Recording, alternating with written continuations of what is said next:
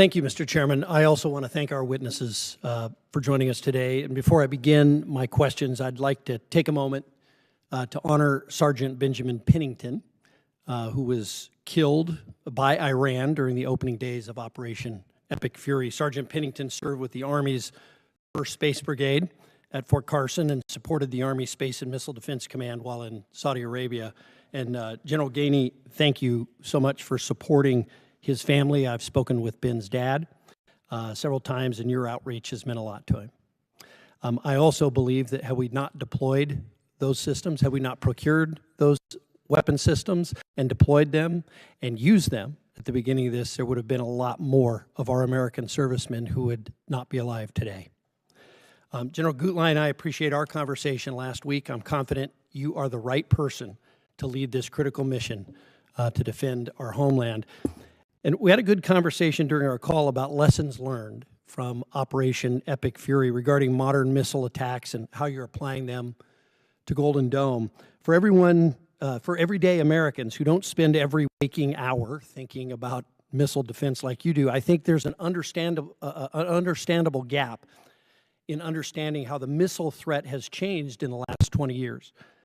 Iran showed the world how difficult it is to deal with mass swarms of traditional ballistic missiles, and in your testimony, you discussed new technologies like FOBs and MIRVs that threaten our homeland. In layman's terms, can you communicate what's different about the modern missile threat, how our legacy defenses currently fall short, and why Golden Dome is the right option to meet that threat? Yes, Representative Cannon, it's a very fundamental question of why we need Golden Dome.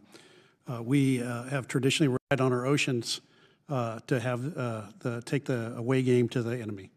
While we have been focusing on the away game, they've been focusing on holding the homeland at risk, and not worse yet, they've also become very capable at it.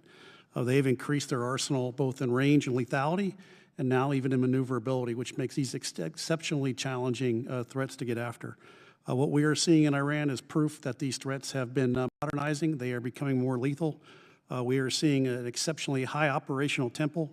We are seeing threats coming from the multi-domain environment, meaning they're coming from air, they're coming from the sea, they're coming from space, they're coming from land, and they have figured out how to get some low-cost threats in there as well to challenge our depth, or our defenses. This is driving a demand for increased magazine depth and a demand for lower cost solutions to get after these effectors. And that's what Golden Dome is focusing on, is how to change that defense equation. And we're doing that through partnerships with industry, partnerships with academia, and partnerships with the national labs. You know, boost phase intercept is a particularly challenging aspect, of course, of Golden Dome, as it requires much shorter decision timelines for the warfighters. How are you addressing that challenge? It is an incredible challenge that is going to be incredibly difficult. However, I do believe that the technology exists to get after that threat today, and we believe we can solve it. What we do not know today is, can I do it at scale and can I do it affordably? That's going to be the huge challenge for boost phase intercept. I will tell you, because we are so focused on affordability, if we cannot do it affordable, we will not go into production. And that's something that others have not understood. Because we are looking at the threats from a multi-domain perspective to make sure I have redundant capabilities and I don't have single points of failure. So if boost phase intercept from space is not affordable and scalable, we will not produce it because we have other options to get after it. And then finally, you're working under a pretty tight timeline to address the threat and meet the President's objectives. How are you leveraging your existing authorities, and what regulatory barriers may need to be removed to help you meet your deadline?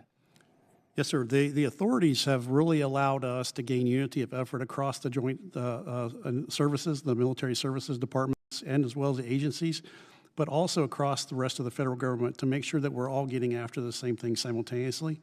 I have acquisition authority, I have contracting authority, I have budget authority, I have classification authority.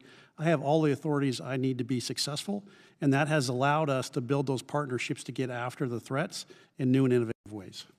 Well, just wrapping up, thank you all for your service to our country.